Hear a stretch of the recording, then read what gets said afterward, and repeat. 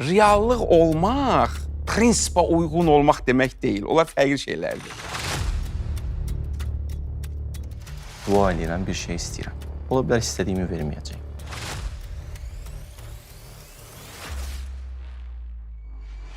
Nifrət eləyirəm ümid etməyə və ümid verməyə.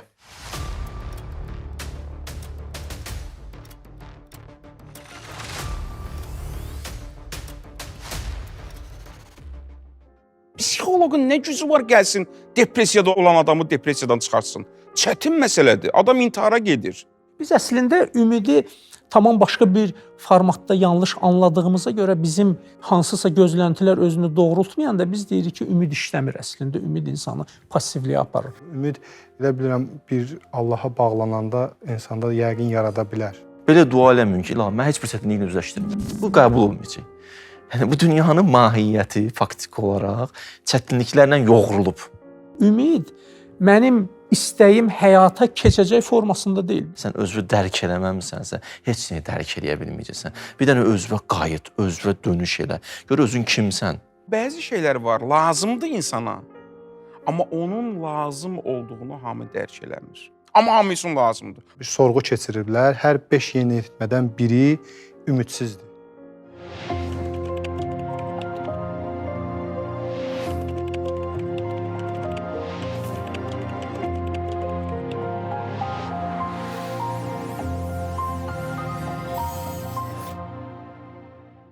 İnsan dərkinin çiçəkləndiyindən bəri ən çox araşdırılan və bir o qədər də öz içində gizlənən mövzulardan biridir. Min illiklərin zaman dəhlizinə qədər uzanan bu fenomen adi olduğu qədər fövqəladə, bəsit olduğu qədər də mürəkkəb bir sintezdir. Nüzul dairəsinin daha üstünə çıxa bilmə qabiliyyətinə malik olan insan və insan cəmiyyəti bir sıra qaranlıqlar, gizli xəstəliklər və qarışıq çətinliklərlə üz-üzədir ki, onu inkişaf yolundan saxlayır və tənəzzülə uğradır. Bu gündən etibarən hər həftənin bazar ertəsi saat 21:00-da bu qaranlıqlara işıq tutmaq üçün dəyərli ilahiyyatçı Hacı Ramil Bədəlov, yazıcı, psixoloq və teoloq Rövşən Abdullaoğlu və sosioloq, fəlsəfə doktoru, pedaqoq Mail Yaqubla birlikdə ortaq nöqtədə dayanacaq. Zəhmət olmasa, buyurun siz də izləyicilərimizi salamlayın və veriliş barəsində, bu layihə barəsində fikirlərinizi təqdim eləyin, qulaq asaq. Mən də hər birinizi salamlayıram. Əslində, bizim dövrün belə verilişlərə həqiqətən böyük ehtiyacı var. Və bu verilişin fikirləşirəm ki, yəni bu tipdə olan başqa verilişlərdən üstün tərəfi odur ki, burada toplaşmış insanlar mövzuya tamam fərqli tərəfdən yəni baxmağı bacaran və hər biri fərqli bir sahənin nümayəndələridirlər. Ona görə əslində belə bir tandemdə bir mövzu daha şirin olur.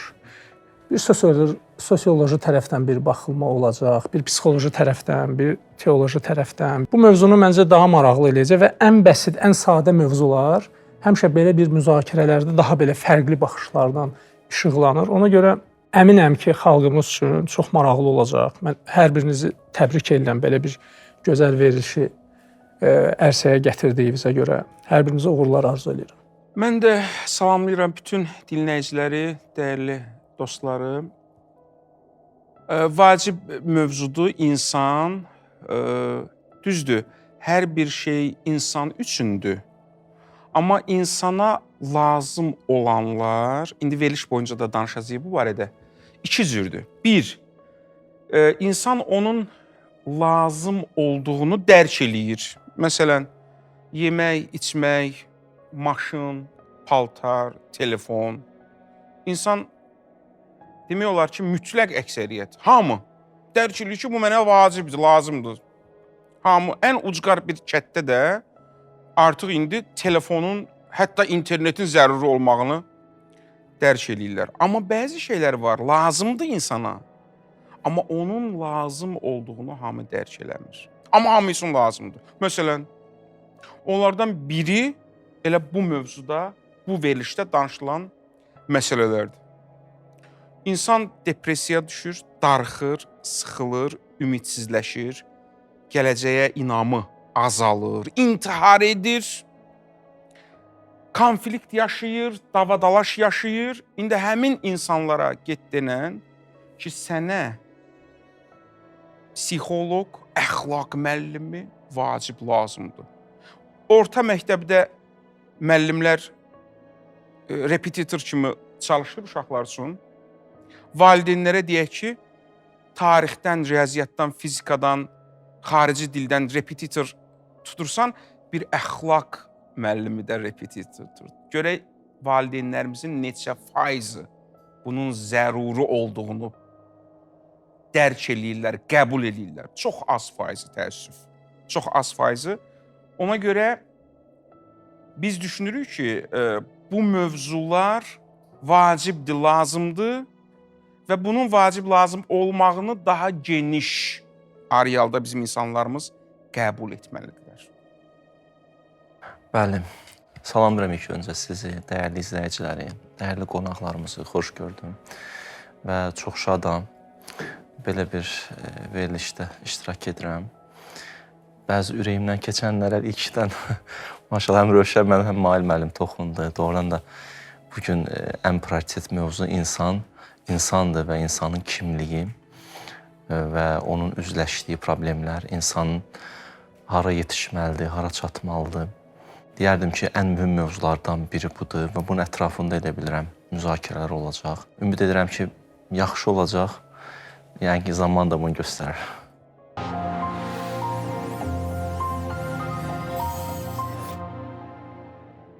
Əslində mövzuya Mail müəllim giriş elədi. Elə bilirəm ki, mənim daha xüsusi giriş eləməyimə ehtiyac qalmır. Bizim bugünkü mövzumuz izləyicilər üçün deyim ki, gələcəyə ümidsizlikdir. Bugün bu mövzu üzərində danışmaq istəyirik, sizin də fikirlərinizi almaq istəyirik. Mən bir neçə fakt demək istəyirəm. Bu mövzuda problemin miqyasını göstərmək üçün həm izləyicilərimizə, həm də sizinlə bölüşüm. Yəqin ki, bunları siz də bilirsiniz. Problem miqyası o qədər böyükdür ki, bununla xüsusi ümidsizliklə bağlı məşğul ola biləcək tədqiqat institutları hazırlayıblar. Xüsusi araşdırmalar var. Misal üçün, belə bir araşdırma qarşıma çıxdı ki, gənclər arasında bir sorğu keçiriblər. Hər 5 yeniyetmədən biri ümidsizdir. Gələcəyə qarşı ümidsizdir. Və dünya statistikasında önündə inkişaf etmiş ölkələr olmaqla, ilk sıralarda inkişaf etmiş ölkələr olmaqla hər il 700 min insan intihar edir. Həqiqətən çox böyük bir rəqəmdir. Bir də intiharla bağlı belə bir şey vardı. Yaponiyada bu daha çoxdur. Bir xüsusi meşə var orada, Fuji dağının sahillərinin ətəyində. İnsanlar orada xüsusi intihar edirlər, gedirlər, qalırlar, bəziləri nə bilim özlərini atırlar. Belə bir şey var. Yaponiyada da belə bir maraqlı bir şey var. Əslində maraqlı deyəndə belə deyək də, əslində yaxşı fakt deyil, amma bizim mövzumuza aid faktdır da. 1 milyon insan aylarla evdən çölə çıxmır və sosiallaşmağı, başqaları ilə əlaqə qurmağı rədd edirlər. Belə bir fakt var Yaponiya ilə bağlı.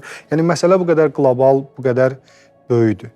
İstərdim ki, siz bu barədə fikirlərinizi bölüşəsiniz. Sizcə nədir bu ümidsizlik və haradan qaynaqlanır bu qədər pessimizm? Deməli, bu verilişə gələndə bir tanış jurnalistlərdən biri ilə söhbət edirəm. Deyir ki, bugünkü verilişin mövzusu nədir? Deyirəm, ümid. Deyir ki, nifrət eləyirəm ümid etməyə və ümid verməyə. Nietzsche'nin bir sözü yadıma düşdü. Nietzsche ümidə əks olan bir insan olub. İnsan daha insan, belə bir əsəri var. Orada deyir ki, insanın əlində olan ən pis bir şey ümiddir. Ümid qədər insanın əzabını artıran ikinci bir şey yoxdur. Çünki sənin əlində ümid olanda sən gözləyirsən ki, bu şey alınacaq, alınacaq, alınacaq. Ancaq bir də görürsən ki, o şey alınmadı. O şey alınmayanda sən ki, onu gözləyirsən, ümid eləyirsən. Sonundakı sənin qarşılaşdığın o psixoloji boşluq o ümiddən daha faciəvi bir sonluğa gətirib çıxardır. Və sən də oturub düşünürsən, məsələn, bir insandır, 2 aylıq ömrü qalıb, xərçəng xəstəliyinə tutulmuş biridir. Məsələn, buna sən necə ümid verə bilərsən? Məsələn də, yəni, ümid nədir? Ümid odur ki, sənin hansısa bir gələcək gözləntin özünü doğruldacaq və yaxud hansısa bir layihəni həyata keçirirsən, gözləyirsən ki, bu layihə gələcək gözəl bir sonluqla, uğurlu bir finalla nəticələnəcək. Yəni bu gün sabah ölən bir insana sən nə ümid verə bilərsən? Və yaxud da ki, Azərbaycanın ucqar bir kəndində yaşayan hansısa bir məktəblidir. Bu insanın böyük istedadı var, böyük arzuları var. Və bu öz maddi resursunu, ailəsinin maddi resursunu, özünün yaşadığı şəraiti nəzərə alır və bu əmindir ki, ümid bunun üçün xam xəyallardan başqa bir şey deyil. Sən bu insana, gəlsə bu dəqiqə burada dursa bu insan, desə ki, bax siz nə danışırsınız da, yəni o ümid, mən nəyə ümid eləyim? Yəni sizin bu dəqiqə danışacağınız bir mövzu ümiddir. O ümid də mənim üçün əslində boş bir şeydir də, yəni özümü aldatmaqdır. Nietzsche də deyir ki, əslində insana ümid yaramır. Və ümid Übermenschin, o Overmanın, o fövqəlbəşərin, Supermənin. o super insanın xüsusiyyəti deyil. O belə zavallı insanların xüsusiyyətidir. Ancaq bir insan fövqəli insan olandan sonra, kamilləşəndən sonra o bir neçə şeyi atır kənara və onlardan biri də ümiddir. Çünki o insan anlayır ki, ümid xam xəyaldır, ümid bunu boş-boşuna yaşadan bir hissdir və ümid kimlərinsə manipulyasiya maşınının yanacağıdır. Yəni sənə ümid verir, öz vəziyyətinə sən günün xoş keçir, bu da öz işini görür. Və kamil insan üçün ümid yaramır və cəmiyyət üçün ən təhlükəli nemət ümiddir və bundan mübarizə aparmaq lazımdır. Və əslində bu dediyim örnəkləri də insan düşünəndə baxıb görürsən ki, yaxşı, ciddi bir dənə bir sual yaranır ki, birinci ümid nədir?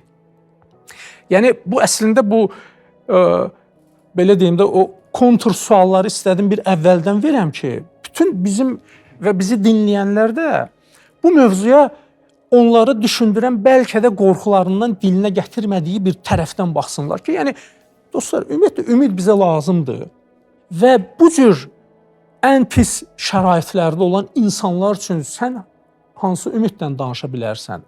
Ümidin hansı formasından onlara danışa bilərsən? Bəlkə onlara ümid yox, onlara nəsə başqa bir yanaşma göstərmək lazımdır. Məncə bunu həll eləsək, bir çox məsələləri də həll eləyərik. Fərdi inkişaf mövzularında da bəzən bu suallar gündəmə gəlir ki, yəni pozitiv düşünmək əslində özün-özünü aldatmaqdır. Ümidlə insanlara mesajlar göndərmək, onları acı şəraitlərinə keydicə bir təsiri buraxıb, onları o faciəvi durumlarına adaptasiya elətdirməkdir. Ancaq ümid real həyatda heç bir təsiri yoxdur. Ümid obyektiv aləmdə işləmir. Bu sadəcə olaraq insanda hansısa bir halların yaradılmasıdır. İstədim belə bir girişlə başlayaq. Məncə bu çox ciddi bir mövzudur. Zaten fəlsəfi mövzularda da bu məsələ gündəmə gəlir, psixoloji mövzularda da bu gündəmə gəlir. Mən hətta ölümcül xəstəliklərə tutulmuş insanlarla işləyən psixoloqların кейslərinə baxdım ki, onlar görün bu ümid mövzusunda onlara nə deyirlər? Yəni adam ciddi şəkildə xəstədir və əziyyət çəkir. Fakt, hazırda adam əziyyət çəkir və onlara bunlar hansı formada psixoloji dəstək verə bilərlər? Ümid mövzusunu bunlar necə ələ alırlar? Bu xəstələrlə işləyəndə hansı formada onlara bir psixoloji dəstək verməyə çalışırlar? İstədim belə bir girişlə verim, bir fikirləriniz maraqlı olardı. Yəni hərəviz bir öz tərəfinizdən ki, bunları necə həll eləmək olar bu mövzuları? Buyurun müəlliməm, buyurun məmnunlar. Demək, bir neçə gün bundan qabaq bir bəy əfəndi dostum, izləyicilərdəndir, xahiş etmişdi ki, onun oğlu ilə bir söhbət eləyim. İndi mən bu işlərlə məşğul deyiləm, amma o tanıdığım bir insandır. 16 yaşında bir çox gözəl, dəyərli bala idi. Gəldi, ofisdə oturduq, bir saat söhbət elədik, təkbətək danışdım mən. Orada o çox gözəl nüanslara işarə edirdi o 16 yaşında. Hələ 16 yaşının içindədir, tamamlanmayıb. Çox istedadlı uşaqdır. Onun ifadələrindən biri bu idi ki, o məfhumların arasında, məfhum ifadəsini işlətmirdi, məndəndir, incə xət var, incə xət. Məsələn, təvazökarlıqla özünü zillətə salmaq fərqli kateqoriyalardır. Lovğalıqla qürurlu olmaq fərqli şeylərdir. Ümid də onlardandır. Birinci tərifini düzgün verməliyik ki, yanlış yola getməyək. Bəli, Nietzscheyə görə təvazökarlıq pisdir. Niyə? Çünki Nietzscheyə görə yoxsul adama əl tutmaq pisdir. Çünki onun bir prinsipi var, will to power, gücə meyilli iradə. Bütün şeylər güclənməyə doğru yönəlməlidir. Güclənmək ən gözəl işdir, güclənmək. Yoxsul insan pis adamdır, çünki güclənmək istəmir. Zəif adam pis adamdır, çünki güclənmək istəmir. İndi yəni Nietzschenin sözü və yaxud xristianlığı tənqid eləyir, bəzən də haqqına tənqid eləyir. O prizmadan bəzi o İslamın təbliğatçılarını da tənqid eləmək olar. Deyir ki, bəli, o xristian tarixi atmosferində elədir, yəni orta əsrlər dönəmində. Deyir ki, insanlara laylay çalırlar da, belə başına sığal çəkirlər ki, qiyamət günündə kasıblara Allah xüsusi lütf eləyəcək. Ona görə elə kasıb qalın, yoxsul qalın, inkişaf eləməyin. Bu prizmadan danışırıqsa, onda biz də elə Nietzsche kimi düşünürük. Həqiqətən də bu belədir. İndi ümid məsələsinə gələk. Ümid nədir? Və pozitiv düşüncə doğrudanmı bizi ətalətə aparır, tənbəlliyə aparır? Pozitiv düşüncə, Ramiz Rövşən deyir ki, hamı mənə sarı gəlir, mən durmuşam yerimdə. İndi Mövlana'nın da bir misrası var, deyir ki, hər kəsi əzizən xod şod yar mən. Hər kəs öz baxışı ilə mənim dostum oldu. Ortada bir gözəl bir şey var, fərqli baxışlarla onu yanlış tərifini veririk də. Ümid nədir? Ümid yəni, mən belə tərifini verirəm. Gələcəkdə çalışsan, işləsən, dayanmasan, hər şey yaxşı olacaq. Ümid budur. İndi bu pozitiv düşüncə əslində lokomotivdir. Məni irəli çəkir. Mən birinci düşünürəm, sonra hərəkətə keçirəm. Dostlardan biri deyir ki, mən heç vaxt maşın almamışam. Niyə? Dedim, çünki maşın almağı düşünməmsən. Maşın almaq düşüncəsi səndə olmayıb. Gərək birinci düşüncəsi yarana, sonra həyata keçirəsən də. O düşüncə, mən pozitiv işlər görməliyəm. Birinci o pozitiv düşüncə məndə yaranmalıdır ki, gedim pozitiv iş görüm. Ona görə burada artıq fərqlidir də ümid. Bəli, bunun əksi nədir? Ümid nədir? Birinci görə ümidsizlik nədir? Əksin deyək. Ümidsiz insan necə olur? Onu əlamətlərini deyək. Onun əksi nədirsə o ümiddir. Və biz onu istəyirik. O olmasa həyat məhv olur. Ümidsiz adamın əlamətləri budur. İnzivaya çəkilir, tənhalığa çəkilir, depressiyadadır, stressdədir. Həyatı sönüb, intihara cəhd edə bilər, hətta intihar da edir. Bunlar hamısı ümidsizliyin əlamətləridir həyatda. Əlamətləri. Bunun əksi nədirsə, o ümiddir. Və müasir insan ümidini itirib və bu elə bir nəsnədir ki, bu pulla, parayla da olmur. Mən adam tanıyıram, böyük maliyyə imkanı var, amma ümidsizdir həyatda. Depressiyadadır. Oturur, ağlayır öz-özünə.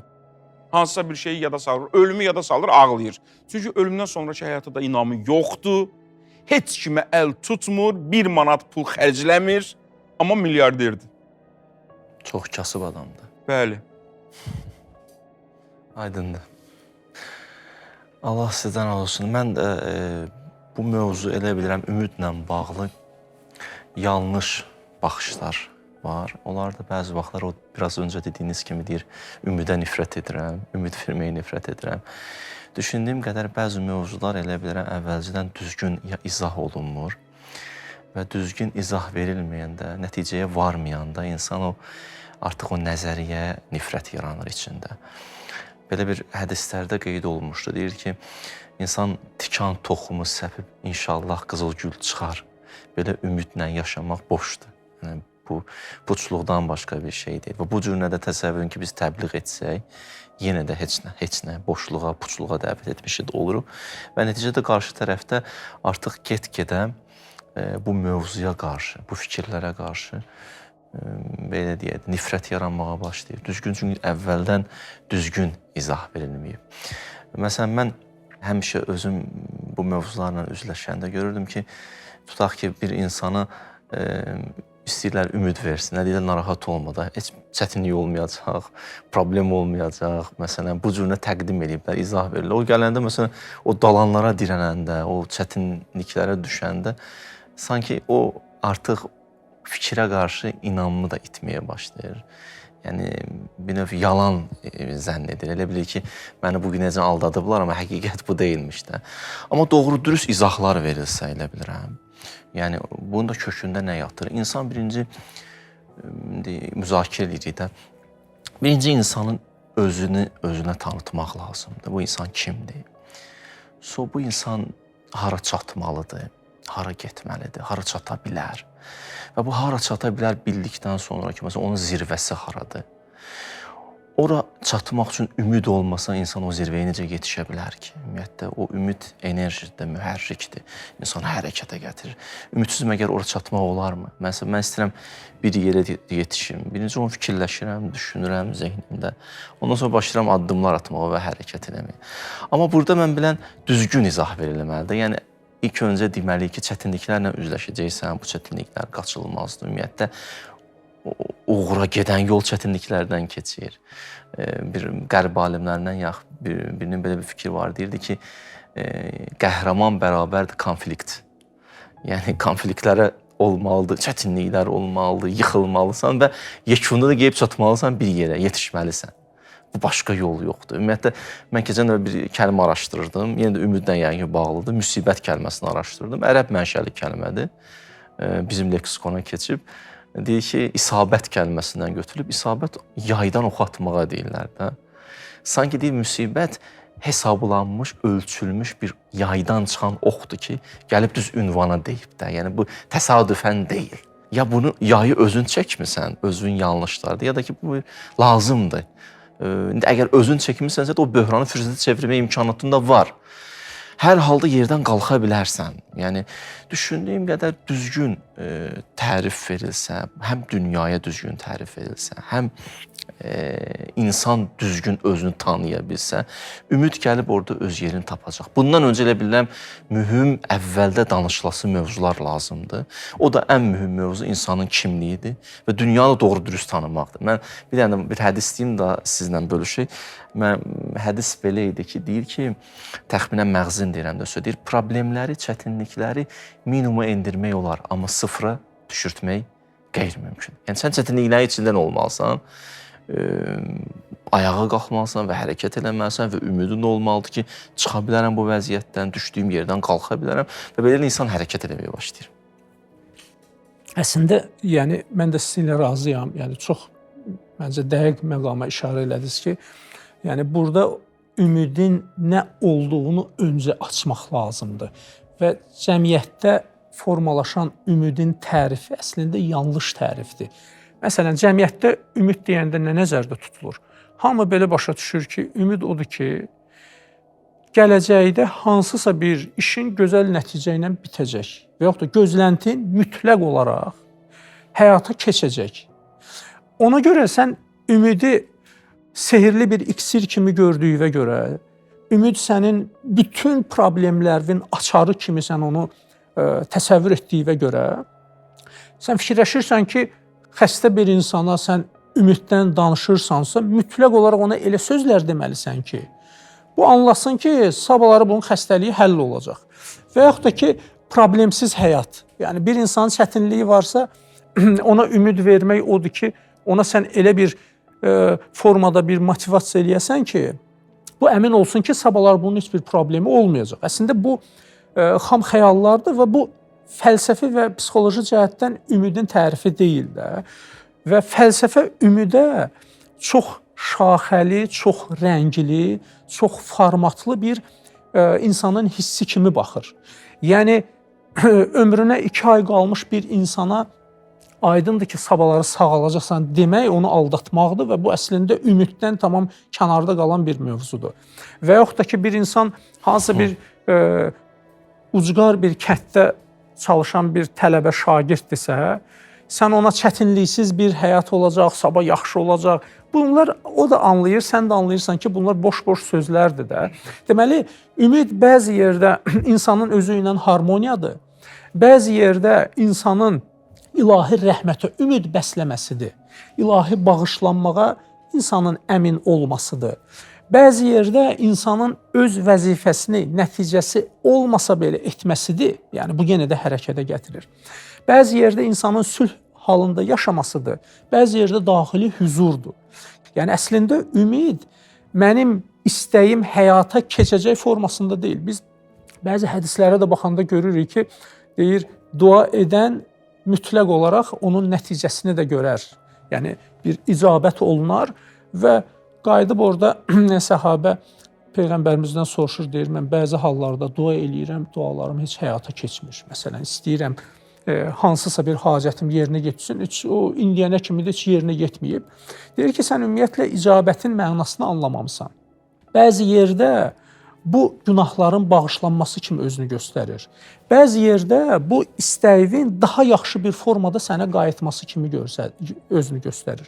Bəzi yerdə qəlbi hüzur kimi özünü göstərir. Yəni, sən dua edirsən, dua nədir? Sən dua Yaradanı çağırmaq, Allahı çağırmaqdır, düzdür. O çağırış ona görə çağırışdır ki, sən istəyirsən ki, gözəl bir nəticəyə, üstün bir mərhələyə qovuşasan, düzdür? O qovuşmaq sənə görə, məsələn, bu qələmin alınmasıdır da. Ancaq ola bilsin ki, bu qələm sənin üçün zərərli olacaq. Sən elə bir sözlər yazacaqsan ki, sonunda böyük bir faciəyə gətirib çıxacaq. Bu qələmi vermir, onun yerinə sənə məsələn, kağız verir. O qələmin yerinə başqa bir şey verir.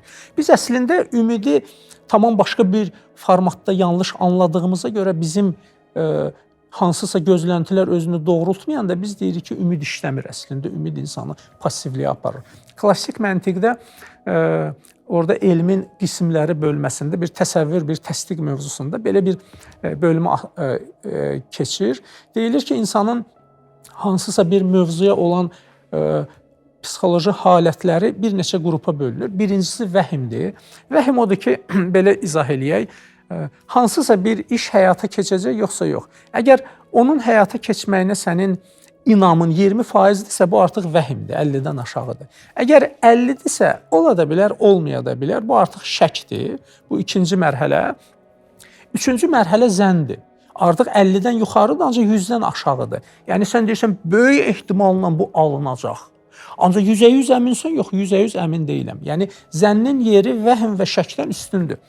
Bir də son üst mərhələsi var, yəqin. Yəni, sən əminsən ki, bu iş alınacaq. Bu, sanki bir işi görürsən, artıq yəni, üfüqdə gəmi gəlir.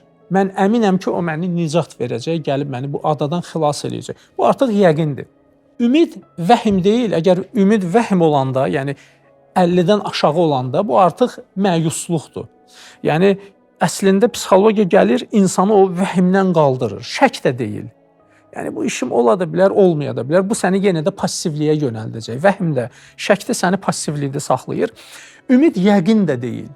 Bizlər bəzən elə bilirik, ümid yəni yəqin. Sən sağalacaqsan. Əminliklə danışmasam, ona ümid verməmiş oluram. Əslində, ümid zəndir. Yəni, şəkdən yuxarıdır, ancaq yəqindən aşağıdır. Həmişə bir ehtimal verirsən ki, alınmaya bilər, daha alternativ, gözəl bir variantlar gələ bilər. Bax, bu gözəl alternativləri sən həmişə beynində tutduğuna görə o ümid sənin üçün fəlakət olmur. O dostumuz nəyə görə deyir ki, mən ümiddən də nifrət eləyirəm, ümid verməkdən də. Çünki bu adam ümidi yəqin əminlik kimi başa düşüb. Bu başa düşüb ki, mən ümid edirəm ki, sabahları sevdiyim bir insan səfərdən qayıdacaq. Əminəm ki, bu qayıdacaq və özümə də illərdir bu təsəllini verirəm. Və sabahları o qayıtmır, məlum olur ki, dünyasını dəyişib. Artıq sən ümidin işləmədiyinə və yanlış anladığına görə sən onu başa düşmürsən ki, sən səhv başa düşmürsən. Sən deyirsən ki, ümumiyyətlə ümid işləmir. Ümumiyyətlə ümid faciəvi bir şeydir. Və yaxud da ki, hansısa bir xəstə, sən beynində yaranan, mən buna nə ümid verim? Sən düşünürsən ki, ümid odur ki, sən ona deməlisən ki, onu əmin etməlisən ki, sən sağalacaqsan. Bir halda ki, sən bilirsən ki, sən sağalmayacaqsan.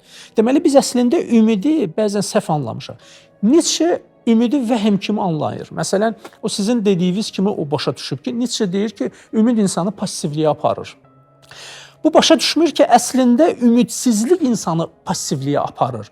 Ümid səni hərəkətə doğru aparır. Yəni sən düşünürsən ki, bu layihə uğurlu bir layihədir və mən çalışıram bunu həyata keçirim. Və bu tərəfdə də sən anlayırsan ki, əgər həyata keçməsə də belə, ümidin bir dənə də forması var, o da sənin üzərində olan məsuliyyəti icra eləmək. Bax, üzərində olan məsuliyyəti icra eləmək özü də bir ümiddir. Yəni mən o gücü, o potensiala malikəm ki, üzərimdə olan vəzifəni icra eləyim. Nəticə önəmli deyil. Nəticə ola bilər, bu verilişi izləsinlər, ola bilsin ki, izləməsinlər. Ancaq buradakı mənim ümidim nəyədir? Hüsn-i zənnim var ki, izləyəcəklər. Ancaq izləməsələr belə, mən yenə də o daxili hüzuru tapıram. Ona görə ki, mən belə bir gözəl bir verilişin icra olunmağını önəmli bilirəm və mən bu işi icra eləyirəm. Bu tərif əslində yerinə otursa, insan anlasa ki, ümid çox şaxəli və o dediyimiz kimi də tam yəqinlik deyil, bir də vəhm deyil. Və düzgün izah nəticəsində artıq bu yavaş-yavaş başa düşər ki, ümid, harada ümid eləyim, hansı formada ümid eləyim, ümid eləyəndə əslində içimdə olan o hiss doğrudan da ümidin tərifinə uyğun gəlir, yoxsa uyğun gəlmir.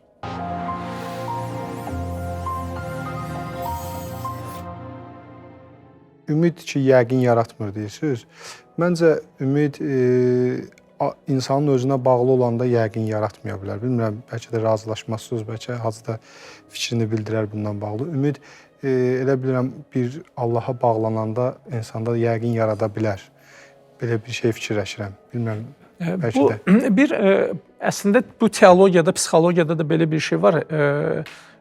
Hisslərin balansı, tarazlıq, xof və rəca. Məsələn, bu hədislərdə də vardı. Deyir ki, həqiqi fəqih o şəxsdir ki, yəni dini düzgün tanıyan və dini düzgün insanlara çatdıran dinşünas, həqiqi dinşünas o şəxsdir ki, insanları ümid və qorxu arasında saxlasın. Yəni, əgər mənim ümidim 100% olsa, yəni mən əminəm ki, ibadətlərim qəbuldur. Artıq içimdə bir təkəbbür yaranacaq, süstlük yaranacaq və mən ibadətlərimlə qürrələnəcəm. Bu tərəfdən məndə qorxu olmalıdır ki, yəni məndə yəqin yox, məndə zənn olmalıdır ibadətimin qəbul olmağına. Və bunu yəqindən azaldan qorxudur. Yəni, əgər qorxunu mən sıfırlasam, mənim rəca, yəni ümidim qalxacaq 100-ə. Deməli, mən həmişə bir ümidim olmalıdır ki, bir gözəl iş gördüm, bu Allah dərgahında qəbul olacaq, ancaq tam əmin deyiləm. Burada da qorxu var ki, bəlkə hansısa bir günahıma görə bu əməlim qəbul olunmadı, bəlkə bunun içində bir riya eləmiş oluram. Ona görə həmişə o hisslərin balansı olmalıdır o ümiddə. Qorxu və rəca. Bu olmasa, onun özü də yəni bir faciəvi bir sonluğa gəlir. Mən də bir fikrimi bildirim. Baxın, düşündüyüm qədər məsələ, bəzi məsələlər var. Tutaq ki, biraz öncə qeyd etdiniz, dua edirəm, bir şey istəyirəm. Ola bilər istədiyimi verməyəcək. Misal üçün, mənə belə də bir vəd də vermirlər ümumiyyətlə. Mənim əvvəldən baxışım yanlış olub, istədiyimi mütləq verməlidir duada. Amma 100% yəqinim var ki, cavab veriləcək. İndi biz bu cürünə təqdim eləyə bilsək, misal deyirəm də, sən arxain ol, 100% sənə cavab verəcək. Cavab bilmirəm nə verəcəkləri. Bəlkə də sənin istəmədiyi verəcək. Adam həkimə gedir, görsən, bəzi vaxtlar istədiyin kimi olmur da. Həkimlə sən diktə eləyə bilmərik həkimə, bu dərmanı içmək istəmirəm, bu iynəni istəmirəm, bunu istəmirəm. Amma həkim elə bir tapşırıq verir, görsən, xoşuma da gəlməsə də belə mənə xeyirlidir, faydalıdır. Və bu mövzu elə bilirəm həllini tapmalıdır. Biz o çıxarlara uyğun yaşayırıqsa, nəticə elə bilirəm 100% olmalıdır və olacaq da. Əlbəttə o xəttə düşmüşiksə, o kanala düşmüşiksə, düz ünvana gediriksə, düz hərəkət ediriksə, yəni orada bir nəticə mütləqdir və olmalıdır, o yan bu yan da yoxdur. Amma yenə deyirəm, əvvəldən düz başa düşməyib. Mən bir vaxt araşdırdım qəbul olunmayan dualar. Ümumiyyətlə var belə bir şey yoxsa. Gördüm ki, hədislərdə sən də nə qədər mövzular var ki, qəbul olunmur, bu duanı eləməyin. Amma biz onu edirik, ümidimiz var. Misal üçün, hədisdə deyilir ki, belə dua eləməyin ki, ilahi, mən heç bir çətinliklə üzləşdirməm. Bu qəbul olmayacaq. Yəni bu dünyanın mahiyyəti faktiki olaraq çətinliklərlə yoğrulub. Yəni, bu faktiki bu belədir. Əleyhissalam mübarək bir cümləsi var, çox qəşəngdir. Dünyayı tərif edir, belə qəbul edin dünyanı. Dünya üçlükdən ibarətdir.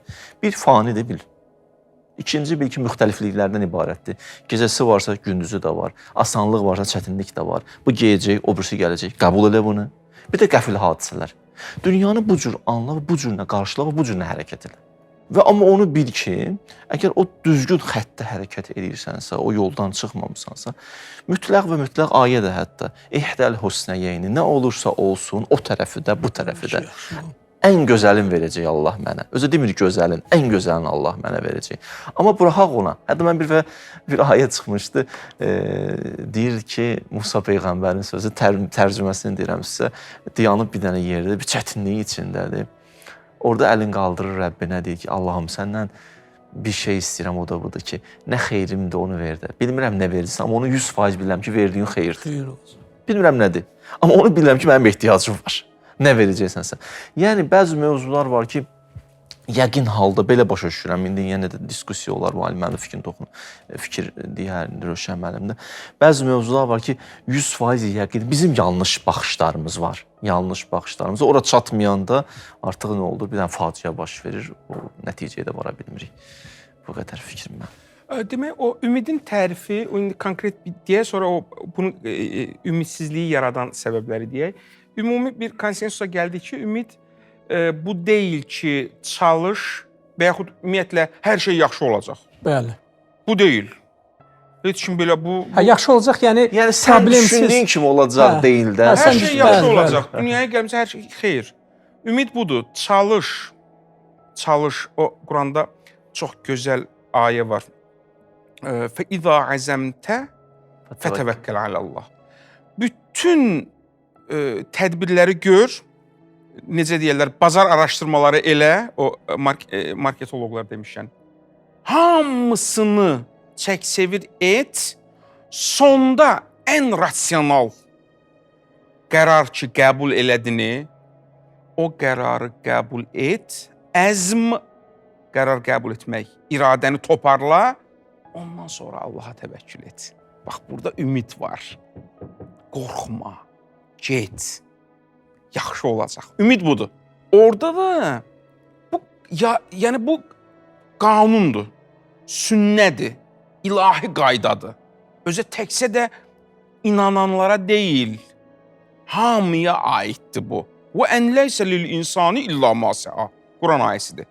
Kim nə qədər çalışsa o qədər qazanacaq. Bu ayənin Azərbaycan dilində ən asan tərcüməsi budur. Kim nə qədər? Bu prinsip ümumbəşəri prinsipdir, əzizim. Bu qayda yerindədir. İndi gəlirik bura. Bu qayda yerindədir. Mən ümidsizəm. Yəni necəyəm ümidsizəm? Yəni düşünürəm ki, çalışsam da məqsədimə çatmaq ehtimalım, Rövşən müəllim demişən, 20%-dir. Yanlışsan. Çalışsan, vuruşsan, bütün şəraiti nəzərə alsan, sənin hədəfinə, məqsədinə çatmaq ehtimalın 90%-dir. Bu da qaydadır, ümumbəşəri qaydadır. İndi sual, bunu bildik. Ümid budur. İndi sual, niyə görə bəzi insanlar ümidsizdirlər? Buna inanmırlar bu prinsipə. İnanmırlar ki, çalışsalar, vuruşsalar, məqsədlərinə 90% çatacaqlar.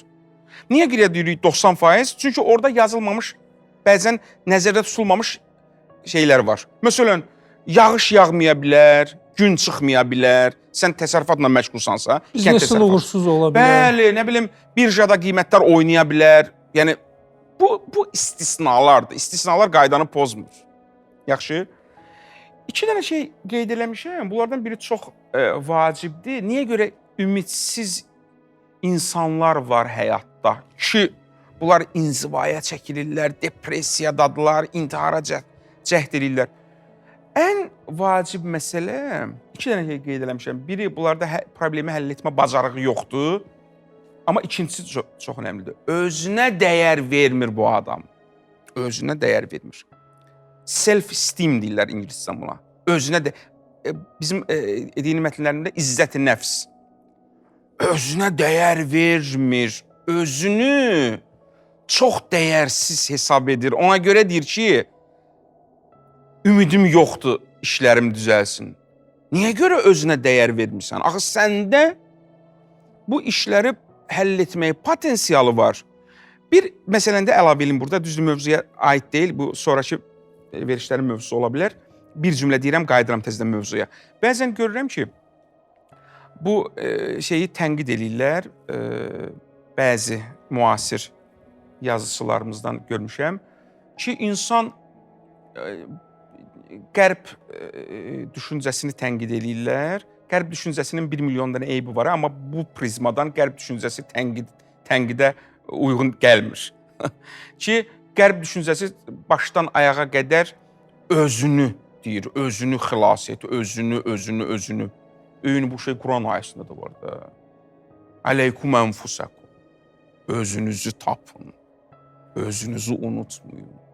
Çünki dünya mənlərdən ibarətdir. İqbal Lahorda var ya, can şu digər şod, cahan digər şəvət. Bəh. Can dəyişəndə cahan dəyişir. Dünyanı kim yaradıb, yəni formalaşdırıb? Canlar. Mənim, sənin, onun canı. İnnəllaha la yuğayyiru ma bi qavmin, hətta yuğayyiru ma bi ənfusihim. Quran ayəsidir. İnsanlar tək-tək özlərini dəyişəndən sonra Allah onların taleyini dəyişir. Möhtəşəmdir. Heyf Qurandan, heyf. Qalıb qürbətdə oxumuruq. Dəhşət deyir, prinsip deyir, ümumbəşər müasir prinsipdir. İndi bir cümlədə əlavə eləyim. Burada söhbətlər çoxdur, mövzular çoxdur. Bir baba müəllimin sualları qalıb, hələ verişində indi vaxt qutaracaq. Bir cümlədə. Burada deməli, müasir siyasi filosoflardan biridir, xanım Hannah Arendt. Möhtəşəmdir, çox möhtəşəmdir. O deyir ki, siyasət nədir? Siyasət konflikti konsensusa gətirmək bacarığıdır, elmidir. Bir var konflikt, bir var konsensus.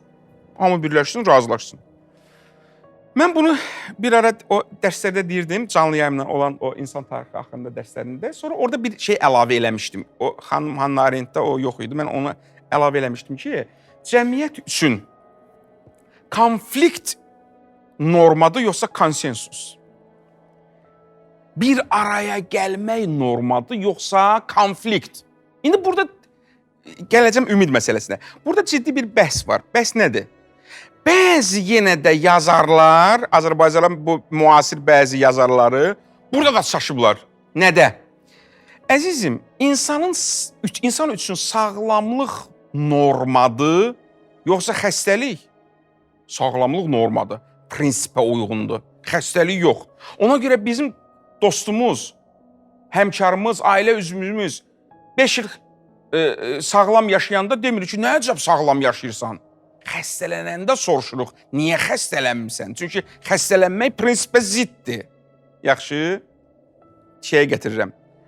İndi konflikt uyğundur cəmiyyətə, yoxsa konsensus uyğundur. Amma digər tərəfdən, konflikt reallıqdır yoxsa yox? Bəli, reallıqdır. Xəstəlik reallıqdır yoxsa yox? Bəli, reallıqdır. Reallıq olmaq, prinsipə uyğun olmaq demək deyil. Onlar fərqli şeylərdir. Bəziləri tutublar bundan. İndi ki, konflikt reallıqdır, indi ki, xəstəlik reallıqdır. Deməli, həyatın əsası elə xəstəlikdir, konfliktdir. Xeyr. Romanlar bunun üzərində yazılır, nə bilim, şeirlər bunu. Xeyr, əzizim. O reallıqdır, amma əsas deyil. Çünki həyatın əsası xəstəlik üzərində qurulsa, onda həyat olmaz ki. Cəmiyyətin bütün o təbəddülatları konflikt üzərində qurulsa, heç nə daşın üzərində gəlməz cəmiyyətdə. Konsensus olmalıdır. Səhərdən akşama kimi elə mən davadalaş. İndi sual. Ümidli olmaq əsasdır, yoxsa ümidsiz olmaq insan üçün, cəmiyyət üçün? Ümidli olmaq. Ümidsiz cəmiyyət heç nə yarada bilməz. Təsəvvür edin ki, hamı depressiyadadır. Ölü cəmiyyət. Ölü cəmiyyət, bəli. Ölü cəmiyyət. Necə ki, indi Avropa həmən məsələyə gəlib çatıb. Bir tərəfdən əhali azalır, digər tərəfdən də depressiya. Gəl indi düzəlt. İndi buna nə lazımdır? Nə lazımdır? Psixoloqlar, xeyr, psixoloqun gücü çatmır buna. Psixoloqun nə gücü var gəlsin depressiyada olan adamı depressiyadan çıxartsın? Çətin məsələdir. Adam intihara gedir. Çox güclü buna dərman lazımdır. Ümumiyyətlə o qəşəng maraqlı məqama toxundunuz. Psixoloqun gücü hara qədərdir? Bəli. Və psixoloq, yəni bəzən insan psixikası ilə əlaqədar bir çox yerdə öz acizliyini görür, ancaq etiraf eləmir. O yerlərdən biri də ümid mövzusudur. Yəni elə yer var ki, sən orada hansısa bir öz müraciətçi və bir pasiyent və sən ümid əsasında bir qaydaları sən ona təlqin eləyə bilərsən. Ancaq bir çox yerlər var ki, orada artıq psixologiyanın qəbul elədiyi formatdakı ümid konsepsiyası işləmir. O dediyimiz kimi, yəni bir insan əgər ciddi bir xəstədirsə, sən ona bir psixoloq hansı ümidi verə bilər? Onun verdiyi standart sözlər budur. Ged olan qalan həyatı alənlə, huzurla keçir. Adam xəstəlikdən əziyyət çəkir. Yəni bir insan əgər barmağına bir dənə balaca tikan batır, da ətrafındakı insanların huzuru bunu düşündürmür. Artıq bədəni ağrıdığına görə heç nə bu insanın belə deyim də vecini deyil, tam biganədir. İndi sən təsəvvür elə ki, bu insan həyatla vidalaşacaq və yaxud da ki, öz yaxınlarını, öz əzizini itirmiş hansısa bir valideyni, bir qardaşı, bir şəxsi düşünün. Həyatda bəxti gətirməyən insanları düşünün. Karyerada, şəxsi həyatda tam fiyasko yaşayır da bu insan. Və yaxud da ki, tənhalıqdan əziyyət çəkən insanlar var. Anadan gəlmə xəstələr var. Şikəstlər var. Şikəst övlada bütün ömrünü həsr eləmiş bacılar var. Hansı ki, bütün şəxsi həyatından keçib öz əlil qardaşına bütün həyatını qoyub. Yəni, bunun sabahsı günü bir psixoloq ehtiyacı olanda, psixoloqun yanına getsə, psixoloq lokal müalicəni demirəm, əsaslı bunun psixikasını, bunun daxili aləmini bərpa edən və real harmoniya yaradan ona hansı bir məsləhəti verə bilər? Yəni, tam ciddi bir sual kimi indi bizi dinləyənlər içərisində psixoloqu da var və yaxud da filosofu da var. Yəni, hansı formada ona bir yanaşma göstərə bilər ki, o yanaşma real olaraq bunun içində bir harmoniya yaradacaq və bunun etdiyi hərəkətlərini dəyərə və mənaya mindirəcək. Bir ömür bu insan həyatını kiməsə görə, öz yaxınına görə qurban verib. Bu insana sən hansı bir təsəlli verə bilərsən? Və yaxud da ki, ölkəsini qorumaq naminə gedir, şəhid olur. Yaxınını döyüş meydanında itirmiş bir anaya və yaxud da bacıya, qardaşa sən nə təsəlli verə bilərsən ki, bu itkini doldursun? Bunun əvəzində də bəzi şəxsləri görür ki, bunun yaxını gedib orada məsələn şəhid olub, ancaq kimsə fərarilik eləyib, qaçıb, indi də gözəl bir rifah halında yaşayır. Yəni, bu insanın qəlbinə məlhəm nə ola bilər? İtkisini mənalaşdıran, çünki məna verməsən ona, bu insan məmnun olmayacaq. Yəni, çox şeylər demək olar. Ancaq psixoloq da anlayır. Onun qabağında olan müraciətçi də anlayır ki, bu sözlər boş sözlərdir də. Yəni, ölümün qarşısında həyat nə cür olursa olsun, sən ona necə məna verə bilərsən? İtkini sən necə doldura bilərsən? Bu adam yoxdur, artıq bunun həyatından gedib və ağrı ilə bu yaşayır. Sən yaşamırsan. Nə qədər psixoloqlar var, özü həmən şəxsin yerinə düşəndə ona verdiyi metodlar artıq özü üçün işləmir. Onda başa düşür ki, mənim dünənə kimi dediyim sözlər hamısı bunlar boş bir sözdür. Yəni, bu ciddi bir məsələdir. 100%, həqiqətən də, yəni, buradan belə başa düşülür ki, bu qədər danışırıq, gəldi dayandıq bir yerə ki, iman anlayışı olmadığı təqdirdə, insan doğru, dürüst anlaşılmadığı təqdirdə, insan yalnız bu materiyadandır, bu cürünə izah edildikdə, 70 ildən ibarətdir. Bu cürünə izah edildikdə bəzi mövzuları heç cürə ümidlə həll eləmək olmur da. Yəni, mən hara qədər nə deyəcəmi? Məsələn, mən otururam, tutaq ki, bir adamdan övladı dünyasını dəyişib, öz gözünün qabağında, məsələn, qəzaya uğrayıb. Nə deyim buna? Mənə deyir, yekunda deyir ki, bir dənə, axırda bir dənə bu sözü mənə dinən ki, bilim, mən onunla görüşəcəm. Bunlardan keçir, bu söhbətlərdən keçir, nə bilim, bu çətinlikdir, imtihandır, budur. Bir dəqiqə saxla, mən onu görəcəm. Yəni, İman anlayışı gəlib öz yerini tapmayanda insan həyatında həqiqətən də sonluq bax bu yerlərə gəlib çatacaq. Və siz dediyiniz kimi Quran ki deyir öz haqqında düşün. Quran çox təmərküz deyir də, "Əvələm yetefekkeru fi enfusihim." Niyə özünüzə vaxt ayırmırsınız? Bu çox belə mükəmməl ayədir də. Yəni adətən təfəkkür özündür. Yəni sən özündən kənar haqqında düşünürsən, amma ayə qaytarır biz bir dəqiqə gəl bu tərəfə. Hələ özünü anla, sonra başqalarını anlamağa çalış. Sən özünü dərk eləməmisənsə, heç nəyi dərk eləyə bilməyəcəksən. Bir dənə özünə qayıt, özünə dönüş elə. Gör özün kimsən? Ümumiyyətlə sən necə bir varlıqsan?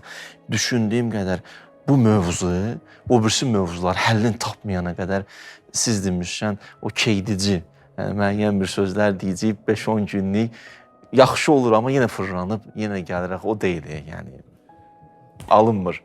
Demək, dünən təlimim vardı. 3 saat ərzində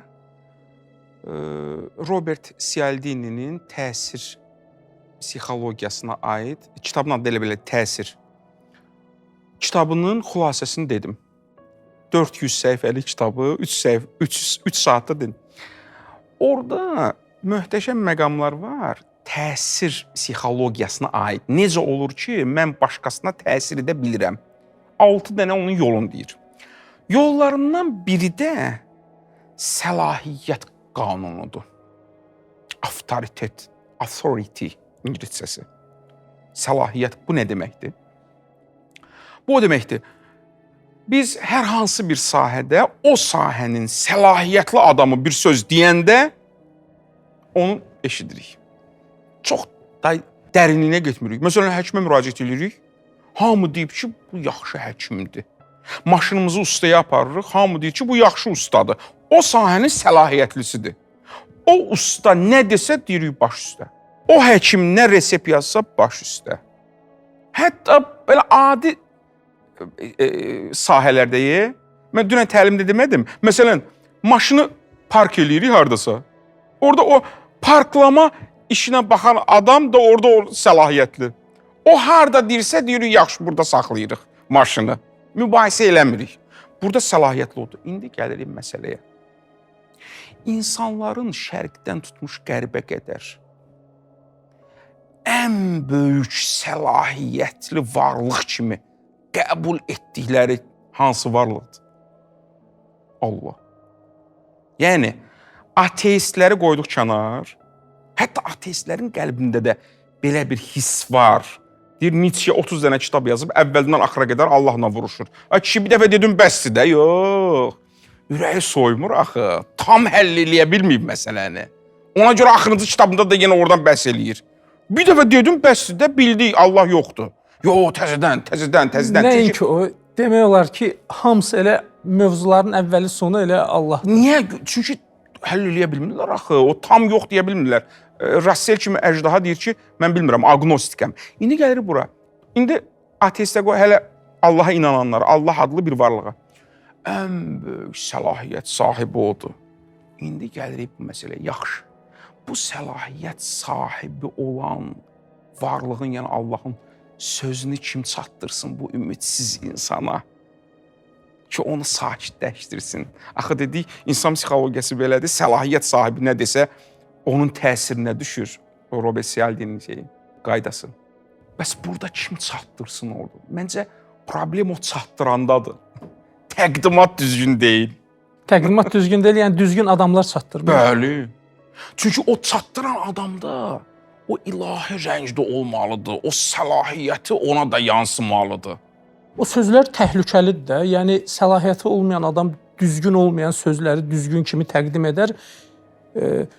Qaş düzəltdiyi yerdə vurar, gözü də çıxardar. Ona görə orada ümumiyyətlə yəni səlahiyyət mövzusu da tam belə doğrudan ciddi bir mövzudur. Gəlin istəyirsiniz o mövzuya qayıdaq ki, mən sözüm odur ki, insanlar Allahı, hətta ateistlər də belə. İndi ateistlər qoydum kənara. Dünya əhalisinin tutaq ki, təxminən 20-30%-dir da, 20%, 30% ateistdirlər. Bəlkə də az. 20% deyək, ateisti. İndi Avropanın bəzi, məsələn, Skandinaviya ölkələrində fərqlidir də. Onlarda 50-60% ateistdir falan. Məncə, insanlar zaten daxilən Allahı səlahiyyət sahibi kimi qəbul eləyirlər. Mən onu demək istəyirəm. Sadəcə o səlahiyyət sahibi olanın sözünü düzgün çatdırmaq lazımdır. Bax, bu əlaqəni yaratmaq lazımdır. Onun sözü olsa qəbul eləyir. 3-4 gün bundan qabaq bir xanım zəng eləyib mənə, tanımadığım bir nömrədə. Müəllim, salam, salam. Siz, çox üzr istəyirəm, mən sizin izləyicinizəm. 2 dəqiqə vaxtınızı almaq istəyirəm, buyurun. Çox qəribə bir eksperiment deyə bu. Deyir ki, məni bir nəfərlə davadalaşma olub yüngül, məndən şikayət eləyib polisə. Polis mənə 50 manat cərmələyib. Mən də onu məhkəməyə vermək istəyirəm. Nə məsləhət görürsünüz? Mən tanımıram adam həyatda bu xanımı. Məhkəməyə verim çünki nahaqdandır. Dedim, ay xanım, nə 50 manatı ver getsin də cəriməni. Sənin o qədər vaxtını gedəcəmək. Doğrudan deyirsiniz müəllim? Gülə-gülə. Çox sağ olun, təşəkkür edirəm, rahatladım. Səlahiyyət sahibi. Əzizim, sən Allahın o əzəmətini, ehtişamını olduğu kimi çatdır, gör nə qədər məlhəm olacaq bu qəlblərə. Çatdıra bilmirik də, söhbət odur. Bəli, bir o cəhəti var məsələn, o həqiqətdir. Gözəl çatdırmaq lazımdır. Gözəl çatdırsan doğrudan da görsən nə qədər təsir qoya bilirik. Amma bu tərəfi də var, yəni ki, Mail müəllim, bəzi insanlar o içindəki istəklərlə bəzi vaxtlar Rəbb toqquşur. Demirəm xaliq, Rəbb toqquşur. Rəbb yəni kimə deyirlər? Rəbb yəni mənə sərhəd qoyan, sədd qoyan, hədd qoyan, düzdür. Bəzi vaxtlar bu içimdəki ilə o toqquşur. Və məsələn, mən həmişə düşünmüşəm ki, niyə məhz Allahın Rəbb sifətində gəlib mövzular həmişə dayanıb? Misal üçün deyirəm, indi deyir ki, o indi hansı aləmdir, işim yoxdur, deyir zərr aləmində. İndi müzakirə eləməyədi o hansı aləmdir. Deyir ki, orada sual verdi ki, əşhədəhum ələ ənfusihim, onların özlərini göstərəndən sonra sual verdi, ələstu bi rəbbikum. Demədi də, ələstu bi xaliqikum. Niyə məhz Rəbbin üstündə dayandı? Sonra gəlir, məsələn, qəbirdə sual verir ki, mən Rabbukəm. Məsələn, deyirəm, Rəbbin kimdir? Sonra gəlir yenə insan şünaslıqda deyir ki, mən ərəfə nəfsəhu fəqat ərəfə Rəbbəhu. Görünən budur, məsələn, dünyanın bəlası da Rəbbdir. Bu, Rəbblə toqquşur bəşər, nəinki xaliqlə. Hətta iblisin özündə toqquşma nöqtəsi Rəbb idi. Yəni, o demədi, mən səcdə eləmək istəmirəm, ibadət edəm. Konkret söz demədi, dedi ki, özüm istədiyim kimi eləmək istəyirəm. Burada özü girdi içəri. Bayaq dediyimiz o qərbin təqdim etdiyi öz, yəni o sərhədsiz mənə mane olmayın, mənə hədd qoymayın, mənim qabağıma keçməyin. Yəni, belə bir özdən söhbət gedir ki, mən bilən o öz o Rəbblə toqquşur. Bəzi vaxtlar hətta səlahiyyətli insan da deyəndə axı, biz indi sözümüz nə qədər olub ki, insanın, məsələn, bəzi adamlara məsləhət vermişsiniz, amma görürsən ki, elə o necə, biraz özünüz qeyd elədiniz, dərs verişdən qabaq ki, baxıram, görürəm, o deyirlər, mən bu cürlə danışıram, can qoyuram, amma bu algılaya bilmir. Mən də istəmirəm ondan oturum danışım. Mən elə bilirəm, düşündüyüm qədər, buna tam razıyam bu fikrinizdən, həqiqətən ki, olduğu kimi gözəl çatdıra bilməmək problemimiz var. Yəni, bu reallıqdır da, bunu qəbul etməsəm. Amma bəzi vaxtlar çatdırırıq, onun içindəki o firon, o ego, o mən ki, onu toqquşanda görsən, aləm deyir bir-birinə. Yəni, orada artıq mən lap səlahiyyətli insanı deyən qəbul eləmir. Bu tərəfə də var axı məsələnin. Yəni, bu hissədə biraz bölüşüm istəyirəm. O şübhəsizdir də. O şübhəsizdir. O cür insanlar var əlbəttə. Məncə tam çatdırmaqdan başqa, yəni bunun üstünə də tam yüklənə bilmərik. Nəyə görə? Bəzən olur ki, sən düzgün çatdırırsan, ancaq məsələn mövzumuzla da ümidlə bağlı adamda yenə də ümid yaranmır. Adamda yenə də passivlikdir, adam aktivliyə keçmir. Onda deməli bunun məsələsi doğrudan da ciddi bir məsələdir. Təbii ki, özü həll eləməlidir. Məsələn, bəzən onun arxasında tamam başqa bir həqiqətlər durmalıdır ki, bu insan o həqiqətləri görməlidir ki, o sözlər də ona təsir eləsin. Məsələn, bir insan əgər dəfələrlə bir işi alınmayıbsa, uğursuz olubsa, bunda təbii olaraq bu Martin Seligmanın belə bir nəzəriyyəsi var. Optimizm. Learned helplessness, öyrənilmiş acizlik.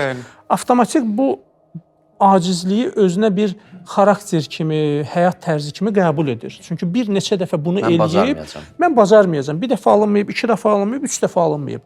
Və sən nə qədər danışsan da, səlahiyyətli insanın xütbəsinə, çıxışına qulaq assa da, bu deyir qəşəng sözlərdir, düzdür. Hamısı yerində, mənə aid deyil. Çünki onun danışdığı uğurlu insanlardandır, uğurlu, şanslı, doğulmuş insanlardandır. Mən onlardan deyiləm, çünki mən zaten 3 dəfə, 4 dəfə bunu eləmişəm, alınmayıb. Bayaqki dediyimiz self-esteem, özünə dəyər vermir də, deyir ki, mənlik deyil, mən yox, Və mənlik bunun deyil. reallığını da fakt görüb də, yəni o özünə dəyər obyektiv reallıqla aradan gedib. Və yaxud da ki, qəşəng bir nəzəriyyə var, bu Aaron Beck'in nəzəriyyəsidir. Kognitiv davranış terapiyasının əsasını qoyanlardandır. 20 dənə sual. O çox gözəl onun bir depressiya sxemi çəkir. Qəşəng orada bir şaxələndirir və deyir ki, məsələn, gələcək barəsində fikirlərim. Bu elə bil depressiv triadanın bu sonuncu bölməsidir. Gələcək haqqında fikirlər. Bundan qabaq dayanır dünya və ətrafım barəsindəki fikirlər. Bu hamısı bizim beynimizdədir də. Və bu da elə bir şey, bunu belə götürək. Ən başda piramidanın başında durur gələcək barəsində fikirlər. Çünki hamı gələcəyə doğru gedir. Məsələn, zaman geri getmir. Zaman geri getmədiyinə görə bizlər gələcəyə doğru ümidlər və planlarımız həyatımızda ən dominant fikirlərdir. Yəni insanın gələcəyini blokla, insan duracaq yerində. Ona görə piramidanın başı budur. Deyir, ondan sonra durur insanın özü və dünyası ətrafı barəsində fikirlər. Bu bunun üstündədir. Deyir, bu ikinci element durur insanın özü barəsində fikirlər. Deməli, baza insanın özü barəsində fikirlərdir. Mən birinci gələcəyə ümidli olmaq üçün ilk olaraq özüm barəmdə necə fikir formalaşdırmışam ondan qaynaqlanır. 100%. Məsələn, özüm barəmdə fikir budur.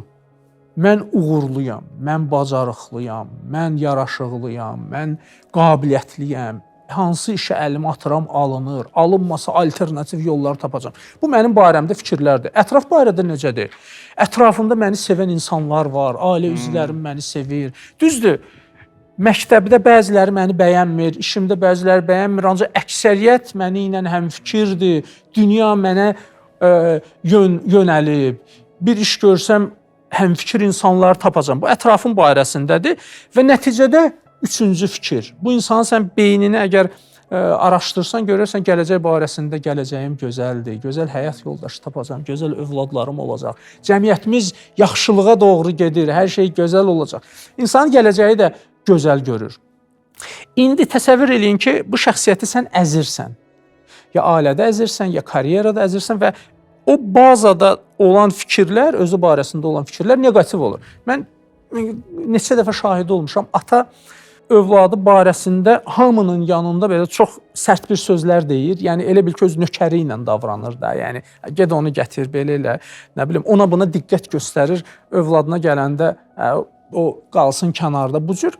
Yəni bu atalar əslində özü zavallı və özlərinin natamamlıqdan əziyyət çəkənlərdir də. Başqasına elə eləyə bilməz axı, o dəqiqə onun üzünə bozarar. Ona görə kimi əzim özümü belə özgüvənli görüm, gücü çatana. Bunu əzir, özünü hamının yanında belə bir kişi görür. Həqiqətən özünü bunlar bu cür təmin edirlər.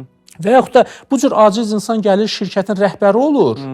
Hamına əzir. O əzməklə içində bir dənə mən ego baş qaldırıb özünü belə qürurlu, o əzilmiş mənini dirçəltmək istəyir. Onunla dirçəldir. İndi bu uşaq gedir məktəbə, məktəbdə də müəllimlər əzirlər, sinif yoldaşları əzirlər. Artıq özü barəsində neqativ fikir formalaşdı. Eyni ətrafı barəsində də pis olur və gələcəyi barəsində də naümid olur. Artıq sən bu insanın beynini islah eləmək üçün özünü islah eləməlisən, özündən başlamalısan. Bir araşdırma da var. O deyir ki, yaxşı bu problemi necə həll eləyək? Deyir, problemi həll eləmək üçün o bağlanma teoriyası deyirlər də, attachment teori. Orada deyilir ki, uşaqlıqdan və yaxud da ki, fərq eləmir, indi böyüyüb hardansa başlamalıdır da. Bu insanın qayğı, məhəbbət, diqqətlə özü barəsində olan mənfi fikirləri aradan aparmaq olar. Yəni sən bir dənə övladını bir dənə qucaqlayırsan, onun alnından öpürsən, deyirsən ki, mən sənə inanıram, sən bacarıqlısan, səndə alınacaq. Bir dənə bu sözləri deyirsən və yaxud da deyirsən ki, bu dəfə alınmadı, sabahları alınacaq. Mən hər bir halda sənin arxandayam. Bu ona o qədər güc verir. Məsələn, mən bəzən abituriyentlərlə abituriyent övladı olan valideynlərə deyirəm ki, övladlarınızı deməyin ki, sən əgər imtahanı versən, səni ilə fəxr eləyəcəm. Bu imtahanı sən qəşəng versən, mən səni ilə fəxr eləyəcəm, bunu alacam, nə bilim, mükafat olaraq nəyisə təyin eləmə. Mən ümumiyyətlə səninlə fəxr eləyirəm. Mən səni ilə hər bir halda fəxr eləyirəm. Çünki uşaq düşünəcək ki, deməli, mən orada uğur qazanmasam, bu məni fəxr eləməyəcək. Bəli. Və mənimlə fəxr eləmək üçün mən nəsə material, belə deyim də, bir materialistik bir yanaşma göstərilir mənə. Mən ortaya nəsə qoymalıyam. Sabada onu eləməyəndə bu sənə qarşı da nifrət yaranacaq. Ancaq sən onu sevgi ilə, qayğı ilə qucaqlasan, o bağlanma teoriyasında deyirsən ki, bax sən mənim övladımsan, sən şəxsiyyətliyim, mən ona görə sənə dəyər verirəm. Bir dənə sən varsan, nə yaxşı ki varsan, mən ona görə sənə dəyər verirəm. İmtahan qəbul olsan, çox gözəl olmasan da narahat olma. Mən bilirəm sən zəhmət çəkmirsən. İndi zəhmət çəkmirsən, nəticəsi alınmadı. Arxandayam, heç narahat olma. Bir dənə bunu yoxlayın da, ay valideynlər, bu metodu yoxlayaq da. Bu danışanda bəzən mənim özümə də irad tuturlar, yazırlar ki, ay müəllim, siz nə danışırsınız? İndiki uşaqlar fərqlidir, elə bil indiki uşaqlar Marsdan düşüb. Əzizim, indiki uşaqlar da insandır da. Bir dənə müəllim, bir dəqiqə əlavə edeyim, bir dəqiqə. İndi burada əladır, möhtəşəm. İndi burada bir məsələ var. Məsələ odur. Birinci məsələ odur ki, insanın özü barədə düşüncələri yaxşı olmalıdır. O tərəfdən bir irad tutur. Deməli, insan lovğa olmalıdır. Əzizim, tələsmə. Lovğalıqdan danışmırıq. Bunun 100 min kilometr, 100 min kilometr məsafəsi var lovğalıqla. Nə lovğalığı? Mən özüm Ramiz Rövşənə jurnalist sual verdi ki, sən özünü dahi hesab edirsən. Dedi ki, mən özümü dahi hesab eləməsəydim yazmazdım. Bu lovğalıq deyil. Mən adamı tanıyıram. Təvazökar adamın biridir. Bu lovğalıq deyil. Yəni, bu cəsarətdir. Bu cəsarətdir. Uğursuz insanların bir çoxunun problemi bu cəsarətsizlikdir. Özü barədə düşüncəsi müsbət deyil. Deyir, məndə alınmaz, mənim bacarığım yoxdur. Demək bir dənə buna əlavə eləyim, müəllim, davam eləyərsiniz. Bir neçə gün bundan əvvəl bir tanınmış yazıçının radioda çıxışına qulaq asdım. Ona jurnalist soruşur yazıçılara, bizim cəmiyyətə bir tövsiyəsi, fikri barəsində. Adam qayıdır, deyir ki, əlinə qələm alan hansısa yazıçı olmaq istəyən biri, deyir, sən nə cürətlə əlvə sən qələmi alırsan, sən deyir, Dostoyevski, Tolstoy kimi sən dahi ola bilərsən, bizim cəmiyyətə xitab eləyir. Deyir, sən Dante kimi heç böyük bir onu kimi deyir, dahi deyir, o yazılı bitdi.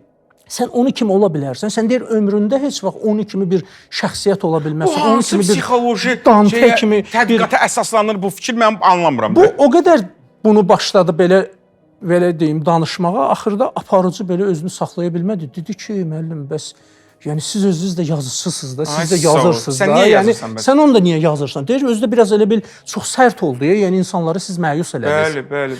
Özünə gələndə təbii ki, orada başladı deməyə ki, yox da, özünü bir hardasa istisna elədi. Yəni bu faciədir, o sizin o tamamilə doğrudur. Deyir ki, 3 dənə eksperimentdir. 1. Qışın əvvəlində evlərə zəng olur, 120 dənə evə.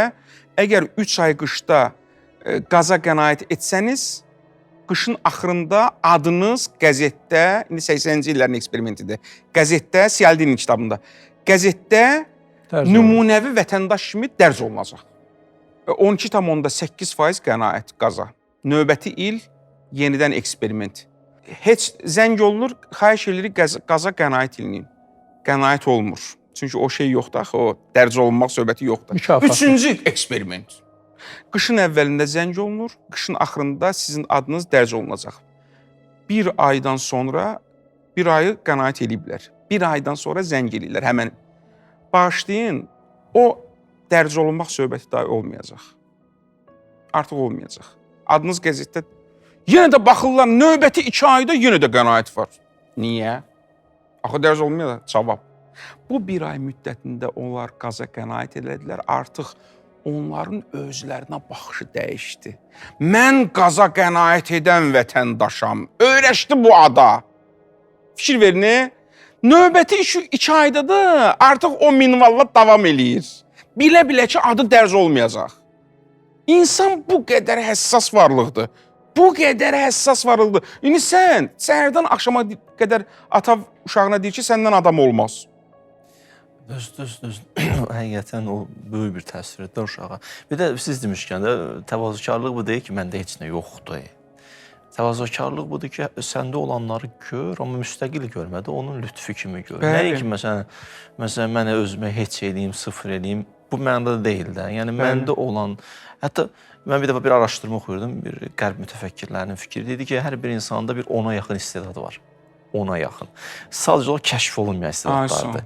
Və hətta deyirdi ki, müəllimlərin ən böyük işi nəinki o düşüncələrini ötürməkdir, onun istedadlarını ona kəşf edib, onu ona tanıtmaqdır ki, sən bu qədər bacarığın var. Əgər onu etmirsənsə, nə versən elə bil ki, haşiyədədir. Gələk onun özünün nə qədər bacarığı var, o içindən onu xəbər eləyəsən də. Ən böyük bilgi də budur, bu özün tanısı. Və mən bir dəfə düşünürdüm ki, qiyamət gününün haqqında gəldi zehnimdən, adlarına baxırdım, bir həsrət günüdür də. Dedim, görsən insana nəyə həsrət çəkəcək? Bir dəfə belə oturub öz-özümə fikirləşəndə belə bir zehnimə fikir gəldi ki, insanların özlərinə göstərəcəklər qiyamət günü. Sən kim idin? Bəli. Hara yetişə bilərdin? Harada qaldın? Yəni, indi ola bilər siz demişkən o mühitin təsiri, sən bacar bilirsən. Bir hədis çıxdı maraqlı, imamlardan bir hədis idi, buyururdu ki, biz bəzi insanları sevirik, amma əməllərindən xoşumuz gəlmir. Əməli ilə özünü ayırdı. Rövşən müəllimdir, bir başa deyirsən, bir də görsən ki, sən bacarıqsın. Bu əməllə onun özünü gələk ayırmağı da bacaraq ki, sən bunu da bacarmadın, amma belə bacarıqlı insansan. Bir bacarıqsız deyilsən. İslamın amma yanaşması daha pikdir. Bu, qərb mütəfəkkirləri 10 dənə istedad deyir, İslam amma deyir, Əlləmə Adəmə əl-əsmaə kullaha. Yəni, bu ayəni oxuyanda insanda ola bilməz pessimist olsun, ola bilməz bədbin olsun. Məndə bütün adlar var da, yəni. İnnicə elm filardı xəlifə. Sən xəlifəsən artıq. Sən mənim Allahın xəlifəsisən də bir təfsirdə baxırdım, deyirdi, orada Adəmə öyrətmədi, adama öyrətdi. Adəm misaldır. Hamımızda var o. Sadəcə Adəm aktuallaşdırdı, biz potensial saxlamışıq da. İndi qiyamətdə görürsən ki, bunlar potensial kimi qalıb, oy Allah, bunları mən niyə çıxartmadım önə? Və təvazu da bu deyil. İstəyirəm bunu deyim. Siz nə gözəl özünüz vurladınız ki, adam o deyil, məndə heç nə yoxdur. Düşündüyüm qədər təvazu budur ki, insan görsün və gördüklərini onun lütfü kimi görə bilsin və onun bir bizə verdiyi nemət kimi görə bildiyi təqdirdə hər şey mənbilən gəlir, öz yerini tapır və tutur. Yoxsa əks təqdirdə, yəni bu cürlə yanaşma tərzi ilə həm qarşı tərəfin özünü belə deyək də ziyan vermiş olarıq o təbliğatla da. Həm onu ucala bilərdisə, yüksələ bilərdisə də qabağında bir sədd və sərhəd ola bilər idi. Əslində buradan elə bir nəticəyə də gəlirik ki, bir insanı ümidsiz eləyən elə cəmiyyətdir. Bəli. Yəni sən ümidsiz, bədbin, neqativ bir cəmiyyətdə yaşasan, və yaxud bir ailədə, məktəbdə oxusan, elə bir şirkətdə sən çalışsan, sən də o ətraf mühitin o ümidsizliyinə sən qapılacaqsan. Yəni nə qədər sən mübarizə apara bilərsən neqativ fikirlərlə, öz barəndə deyilmiş bədbin fikirlərlə. Evdə danlayırlar ya sözlə, ya hərəkətlərlə. Gəlirsən məhəlləyə, orada da ümidsizlik. Televizoru açırsan, orada da görürsən ki, ümidsizlik. Radionu açırsan, tanınmış adamlar. Ancaq ümidsizlik, ancaq... Cəmiyyətin insanı ümidsizlik. Səfillər əsəri yadıma düşdü. Orada o personaj var. Hara gedir onu sıxırlar, boğurlar, axırda o qədər ümidsizləşir, axırda yepiskop ona bir dənə hərəkət eləməklə gözündən bir dənə yaş düşməyə başlayır. Sanki mən belə başa düşürdüm o əsərdə ki, bir cəmiyyət bir insanı Allaha küstürədə bilər. Bir nəfər şəxs kifayətdir ki, o ünsiyyəti təzədən bərpa eləyə bilsin. O yepiskop onu bacardı da.